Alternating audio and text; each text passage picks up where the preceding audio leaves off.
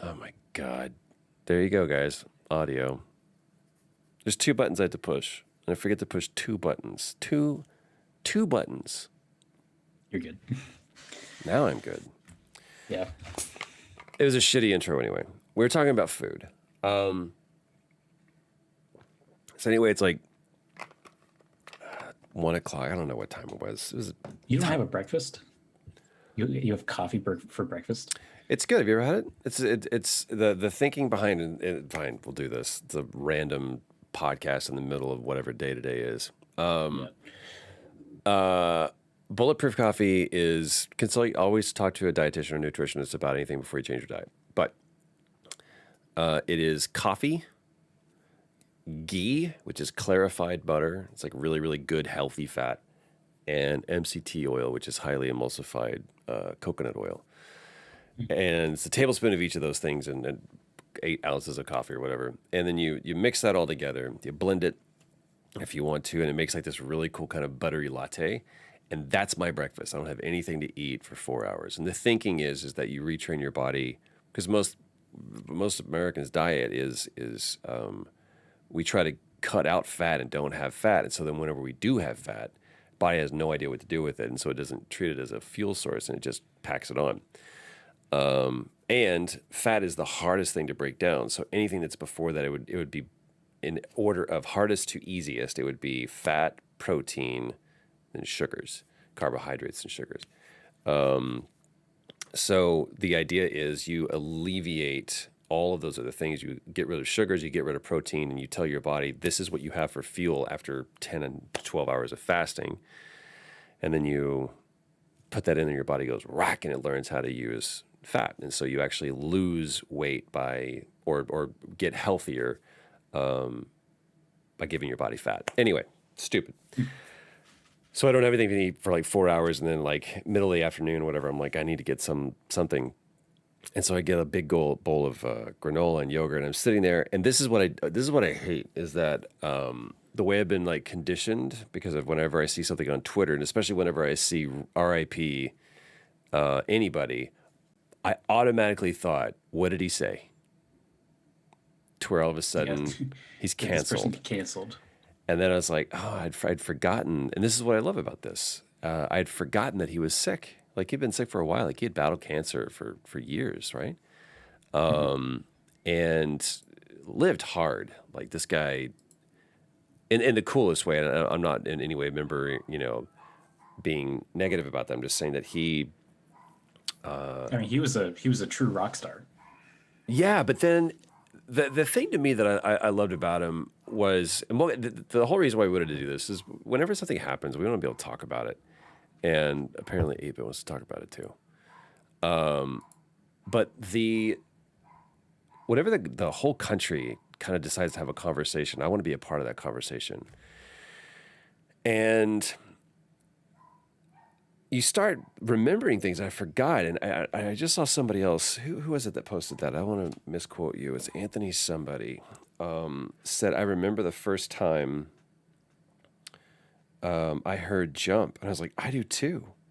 I remember I was in the parking lot. I was walking across from the middle school to, I guess it would have been the middle school, maybe the elementary school. There was this big academy that I went to when I was a kid, and my sister was like 2.5 years older than me, so she was going to like the high school or the junior high, and I was in the elementary. As we were walking across the parking lot, and I remember somebody was playing Jump. That's 84, so that would have been military school. That would have been elementary school. And I remember hearing Jump, and I was like, what is that? And growing up as sheltered as I did, in the sense that I was not allowed to listen to, quote, secular music. So I couldn't, I had no idea the notion of, I barely knew who the Beatles were. I barely, Rolling Stones, because my parents had this weird music, rock and roll that was of their era was okay, but anything was my era was considered bad. So stupid, doesn't make any sense. So I didn't know who Van Halen was. And I was like, man, these guys sound really excited. Like, you had David Lee Roth, which was just this, he sounded like he was having the time of his life.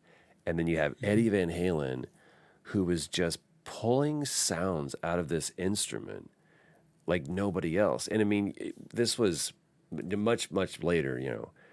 I could appreciate Eddie Van Halen for his musicianship aside from just who he was as a musician. And he's kind of traced back all of the shoulders of the all of the giants that people today are standing on. And even just looking kind of like going through these, you know, all the different stories of people sharing, you know, Gene Simmons, Nikki Sixx, someone that I grew up listening to and was allowed to listen to was Stryper. And Michael Sweet was just like, I didn't understand the connection that he had with Eddie Van Halen. Boy George, you know, Black Sabbath founder, Tony Iommi. There's like all of these people that you're like, of course. And what a legacy to leave behind is the influence that this one man had. 65. That's the thing, dude. 65 is not That's old. so young. It's so young, dude. I mean, this guy's got 20 years on me. And that specific guitar, man, like that was the iconic. This is what a guitarist and a guitar look like. But I was sort of Tom Morello, same thing. Like everyone's posted the picture of that guitar, man. You know what I'm talking about? This. Yeah. I can put it up here. No, I mean, like Van Halen did this one hit me hard. Like over this past like few years, a lot of people have passed away, but this one specifically hit me hard because growing Why? up, Van Halen was such a very like every day my dad like more or less drove me around, like drove me to school, drove me to like something or another, and every time he would play like his playlist that he like grew up with, and Van Halen was one of those like major ones. So like Panama, Jump, Running with the Devil, like all of those, it just like kind of was ingrained in my mind. And Van Halen was like funny enough, the first concert I ever went to. What? Really? Oh yeah, I've only been to like 8 concerts in my life. 8? Yeah, I'm not a big concert person, but I love like rock and roll concerts like Van Halen. So it's like I saw Van Halen, I saw The Who. Anyways, the normal like the average age was over 60 at that concert, which was How long ago was this? Like that's a that must have been 8 years ago. It was at Madison Square Garden, and it was like the coolest way to be like, oh, so this is what like live music is. And it had it. It was Eddie. His son was there. The whole band. David Lee Roth wasn't. well, no. Who would have been singing at that Obviously. point? Man, I cannot remember. Because I But mean, it's like I was like for some reason there's a lot of people like Van Halen fans are gonna. I think you could also separate. There's Van Halen, and then there's Eddie Van Halen. You know what I mean? Like yeah, because then there's also, you know, there's 2 members of Van Halen, the Van Halen brothers, well now there's 3. and now Wolfgang's there's in there. 3. Wolf. I want to show you this picture. Like I don't know why I can't bring up my browser. I don't know how to do this thing, man. Whatever. You got to add window capture. Yeah, I did. I know what I'm talking about here. Sorry. Maybe that. There we go. Well, first of all, what do you have like a favorite Van Halen song? Man, so I'm weird, man. This is the picture I was talking about right here. Like this is such a gorgeous like I know different people feel differently about they have their eras of Oh man. Sammy Hagar. I think that David Lee Roth was the party band era, you know? And you had all of these like, dude, look at this. Where's that iconic? I want to see if Paul Stanley. But for me, it was Sammy Hagar turned them into like a real band. And it was I remember the first time that I heard For Unlawful Carnal Knowledge. And that, you know, for some people that's like, that's such late, you know, that's Van Hagar, that's not Van Halen. But you've got some searing guitar solos, and there was one song that they used, like there was Human Being, which was a song for the Twister soundtrack, and I was just like, I was becoming a musician myself, And I was really interested in like earnest rock and roll, not like, you know, I wanted rock and roll to move me. I wanted it because I felt like I was just starting to date it. And here was this person that was creating these. I was super into metal and rock. And here's someone that was just creating these sounds and choosing to play guitar in a way that you're not supposed to.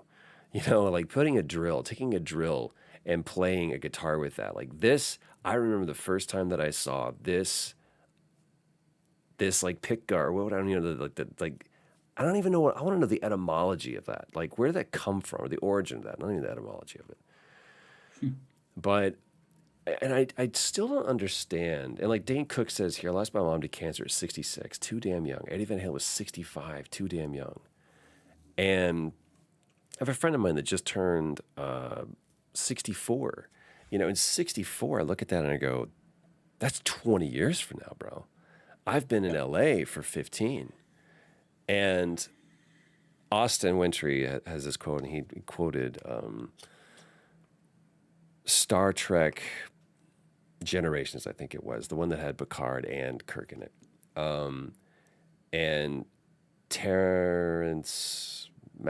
is not Terrence Malick? I can't remember the actor's name. Guy from look it up. He was also in. I'm not sure who you're talking about. Terrence Yeah. Howard? No, not Terrence Howard. He was the same guy that was in Clockwork Orange. Who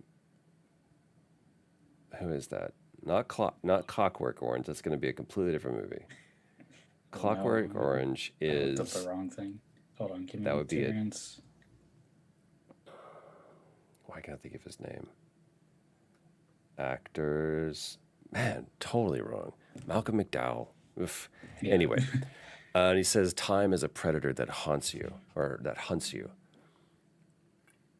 And Picard said, I've always thought of time as a friend that goes along with you, that accompanies you throughout your life.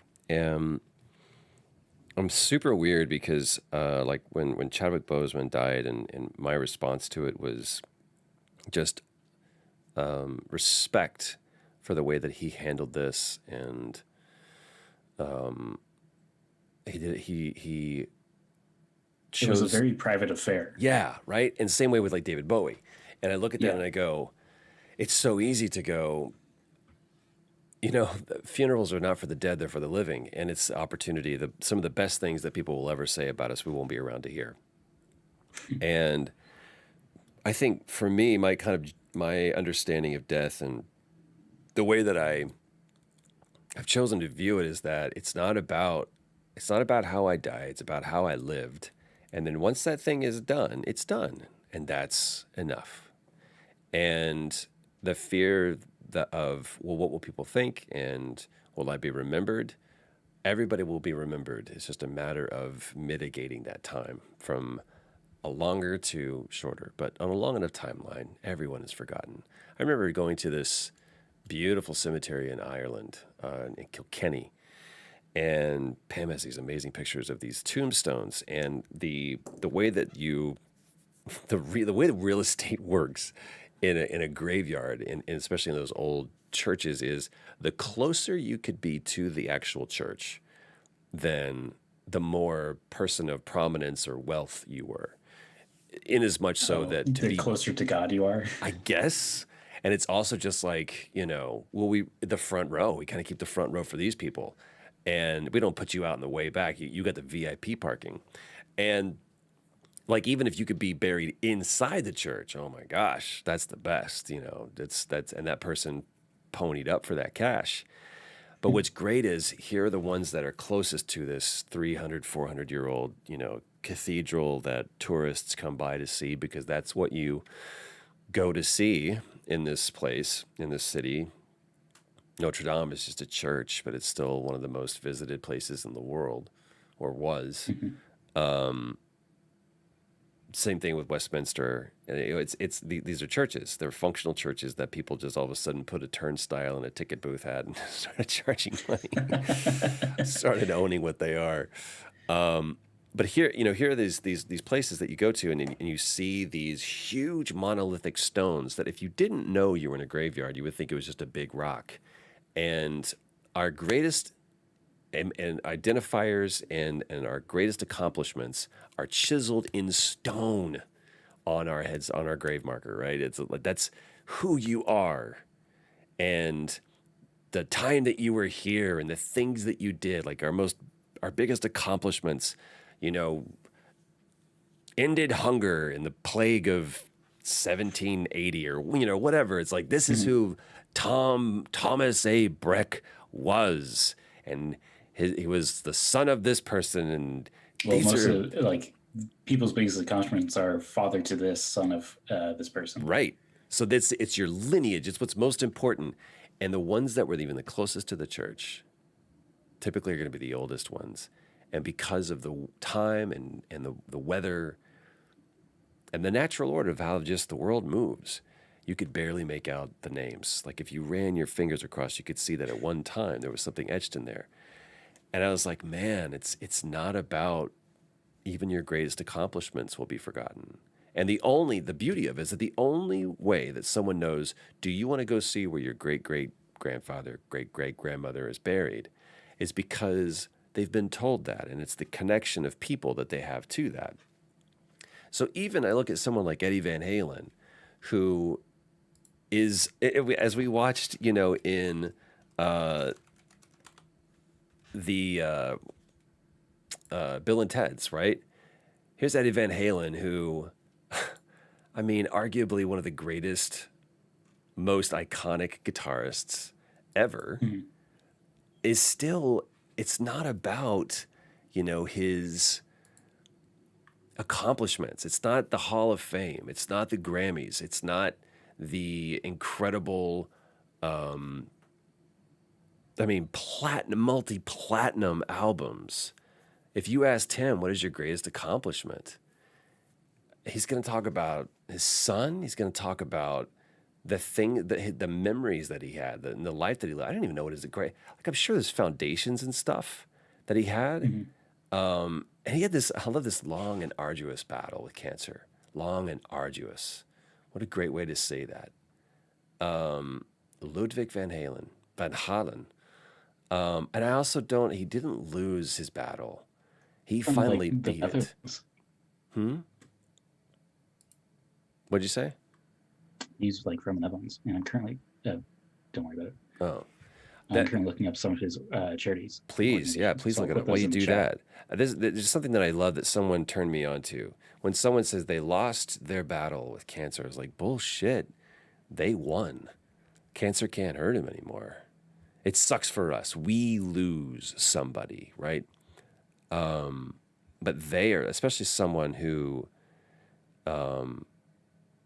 has fought a disease like cancer for almost 20 years. Almost 20 years he's had cancer. 2002. That's when he like went into remission the first time. So he may have been fighting it for longer than that. But these guys have been playing. Look at this picture of them in 1978, man. 1978. Here's four clowns, right, that had like no idea where they were going to go. And it's like, you can even see this. It's like he's looking like I'm supposed to look like this. I'm like, yeah. And then there's Michael Anthony, right? Who's just like, isn't that Michael Anthony? I think Michael Anthony, because this is Alex over here. Maybe it I'm was wrong the era of big hair. Oh yeah, for sure. But I just love his like, fuck it, dude. I'm gonna smile, and there's always one guy that has to wear sunglasses, and the lead singer is always the one that tries to look as much like a badass. Just after they were signed, they're like, you have no idea what your life is going to be like. And just the tumult that goes along with all of the different lead singers that they had, going from David Lee Roth to Sammy Hagar to Gary Sharon from Extreme for a second, then back to David Lee Roth for a little bit. It's been this incredible ride, but the one that has been always the constant is Eddie Van Halen, and just people went to go hear the songs, but they came to watch Eddie, and I I don't know. It's that constant reminder of that. We wait That's why I until. said he's the like quintessential rock star. Like my dad would tell stories of when he went to like their concerts. It's not Van Halen, but like Aerosmith, like watching Steven Tyler come out drunk off his mind and trying to like trying to like sing the songs. Like that was the type of experience you would have with all these concerts, and something that I'd like. I don't know if that will ever kind of like continue. It's weird to think about. This is an arena rock band, right? Like these were the people that could have played, in a club, and it would have been fucking mind blowing. But what you needed to see was the lights. What you needed to see was an arena packed with 20 to 30,000 people, and all of them jumping up, and when the hits into Panama, everyone singing, throwing it up the hands and singing Panama. It's that I think people sold 10 million copies in the U.S. The record it was taken from. See, they're best known among a mainstream audience for their crossover hit single "Jump" with its signature keyboard line, played by Eddie Van Halen. He found a Yamaha DX7 and was like, "Watch this, guys." The record it was taken from, 1984, sold 10 million copies in the U.S. alone, and the band went on to sell more than 50 million albums in their home country. Why Can't This Be Lovin' and Running with the Devil? Michael Jackson also recruited Eddie Van Halen for the distinctive guitar break on Beat It. I didn't know that. A contribution he later said took about 20 minutes. That right there shows his skill. That's great. By the way, well, this you never is, answered. I want to cite this question as this is from an article written by Sky News. I don't see who the artist was, but I definitely want to credit them for their work. What questions did you ask? Did you have a favorite of all their songs? I mean, it's especially when I think about that specific album. Like again, it hit me late because I was introduced to them so late. 91 is when that album came out, right? My gosh, God, man, 91. That album's so late. 30 years old, to think about that. And they recorded it at 5150 Studios, which is their own. What is it? I want to look at the songs on this. Pound Cake, obviously, which was just a shredding solo. Judgment Day, Spanked, Run Around the Dream Is Over, Man on a Mission, In and Out, Pleasure Dome, Right Now. Right Now is just like, I wish we could play it right now. That song is like, and the thing is that you could not tell, like you could say, who is this? And give me like 2 bars of hearing it played. I could tell you it's an Eddie Van Halen song. That and Alex. Eddie Van Halen and Alex Van Halen both have signature guitar and drum sounds. Like it instantly sounds like that. And that is as much a credit to their producer, Andy Johns, as much as it is them as players as well. It's just like, how do I best capture your sound? I don't know, man. So it wasn't David Lee Roth for me. Even though I feel like that's probably when the band was their best, was kind of like you go to OU 812, which is such a seminal record, and that's I think that was the first album with Sammy Hagar. Yeah,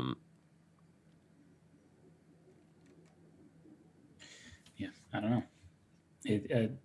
For me, just in my mind, it all blends. Does it become just a bunch of singles for you? Yeah, well, that's how I listen to it. Like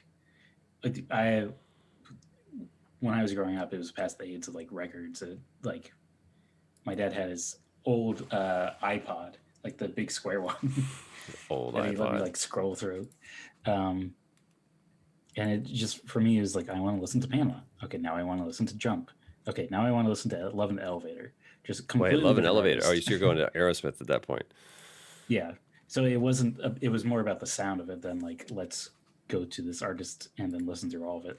See, this is something that I want to start, like, because hopefully whenever somebody dies, like, and this is kind of man, 1984, dude, that album alone, just this picture, like, of the baby. Can I put this up? Maybe you can see this, like, maybe Make it big.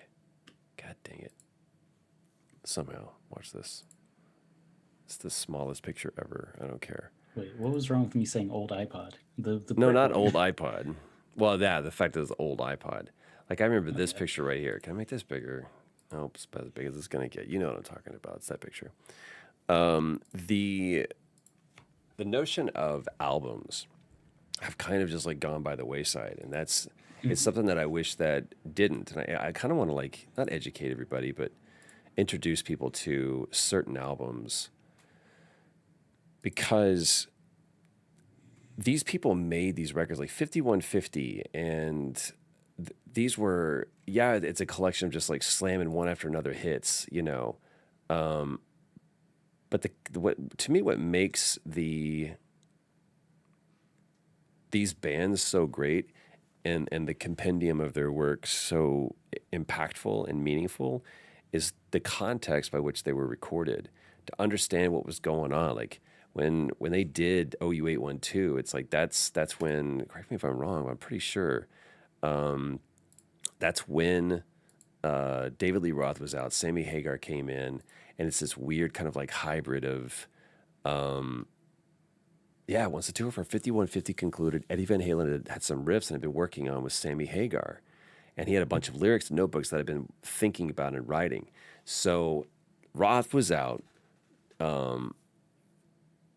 Sammy Hagar comes in, but it was still like, come on, baby, finish what you started. That's very much of like a David Lee Roth vibe song. And then all of a sudden you get, you know, the new kind of the new sound that they were going for, because 5150 was still David Lee Roth, right? Pretty sure that was Mick Jones. Oh no, so I was wrong. 5150 was the first one with Sammy Hagar. And so that's what I'm thinking of. Not What songs are on that album? on 5150. 5150 has Why Can't This Be Love? That's the main one that I remember from that one. Get Up. I don't know if I remember that one or not. Good Enough. But yeah, if I think about it, OU812 is the one that's kind of like a little bit more of like, doesn't matter, man. Yeah, I mean, all of it just sucks. Like to think about it. Why? This is the thing is like I appreciate and I understand like mourning someone is great, and it's especially for the people that were closest to him. It's like, man, it sucks that he's no longer. I don't get to talk to him anymore. Everything else, but it's like I look at this and it's like you accomplished. I remember my grandfather died. Not to compare my grandfather with Eddie Van Halen, but I remember my grandfather died, and I was like, dude, he was 80, 88, 89 years old, and he had gone to war, and he had seen so much, like just his life. I was like, I can't say I'm sad. I'm sad that, you know, that I wouldn't have my grandfather anymore. But it's like, man, that guy had lived his life, and he was like, that's it, I'm good. And it's different from a man who's got 25 years on Eddie Van Halen and someone who could have continued to make music and contribute to the artistic zeitgeist and just still remain relevant. You're never going to be tired of hearing Eddie Van Halen. Yeah. I think it's more just the fact that, like, in the moment it sucks that he's gone, but to think more upon his legacy is what really we should be doing. Well said. I think that's really what funerals are for and what the mourning process is. It's like you feel shitty, but you think about why this person has done so much and what do you think they would want you to do next. That's why I said, like, it's not about how you died, it's about how you lived. And or the other kind of version of that phrase is not every man dies, but not every man truly lives. And I definitely think it's something to be said that Eddie Van Halen is someone who truly lived. And again, I want to commend just the stoicism and beauty of his family for also keeping it private, fairly private, because it's just like, just want to let you know that he's gone, and are definitely like I sympathize with those people, and for those who were closest to him and really knew him. I'm grateful that for the memories that they have that they can cherish and pull from those right now and celebrate the life that he had. And for all of us who remain, to use this as an opportunity to go, hey, people that are in my life, I just want to let you know I really care about you. And here's what you mean to me now. Don't wait until someone is, lying in a very ornate box in front of you to say all the things that you wish you would have said. And I truly believe that in this situation, there was not a single word that was unsaid. There was not a compliment that went unspoken. There was not a sentiment that had not been given at this time. And I take comfort in that knowing that Eddie Van Halen had even with those he might have been estranged with, that there was a lot you can accomplish when you're in the throes of a battle with a cancer and a disease that's, as you get closer towards the end, I can assume you're like, okay, so this is what's going to happen. How can I, quote, get my affairs in order? I don't think I know it doesn't have to take something like that to spurn people towards that. So take today and use it as a prompt to tell somebody that what they mean to you. And if there's some kind of, enmity or division or something between you and someone else, use this as an opportunity to go, hey, if this was my last day on this planet, I wouldn't want this air between you and I. And that's what I would say. Anyway, we just kind of we want this to be a space where people who kind of, when things happen, we're talking about it, because I want all of us in this community to be talking about these things and not arguing. So the more opportunities that we have to talk about these things, then that's kind of what I want to do. So thank you for hanging out with us as long as you did. If you're going to watch this afterwards, tell us what you think. If you have the time, go listen to some Van Halen. Yeah, dude. Put some headphones on and pick any album. Doesn't matter which era. You can start in 78 or 79. You can do 1984. You can do OU812. You can do 5150. You can do For Unlawful Carnal Knowledge. If you want to spell that word out, and you get the joke. But the main thing is just appreciate the contribution that people gave. Am I forgetting anything else, Tom? I don't think I am. No, you basically got it. I guess. Thank you guys for hanging out with us. More stuff coming this week. Until then, tell someone you know you love them. Stay rad. Go read Dune with David. I don't know. Yeah. And rock out. Rock out. Rest in peace, Eddie Van Halen.